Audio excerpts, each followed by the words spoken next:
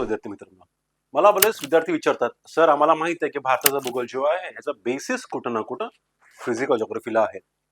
आणखी एक प्रश्न काय विचारतात की सर माझ्या पेपर वन जो सेक्शन बी आहे, सेक्शनल बी मानवी भूगोल, राईट, त्याचं काय कनेक्शन आहे का, की त्याचा अभ्यास करून काय मदत होणार आहे का भारतीय भूगोल पेपर 2 ला? Absolutely yes. मग किती? लिटरली 50 ते 60%. कसं काय? तुम्हाला मी एक न्यूमोनिक देतो, बरोबर आहे. आपण मग हॉटेलमध्ये जेवायला गेलो तर आपण एखादी म्हणतो की नाही की भाजी एखादी क्रिस्पी पाहिजे आपल्याला, तो न्यूमोनिक आपण वापरूयात. ठीक आहे. तर मी शब्दाचा न्यूमोनिक वापरणार आहे क्रिस्प. थोडा स्पेलिंग चेंज, CRESP. आलं लक्षात? परत CRESP.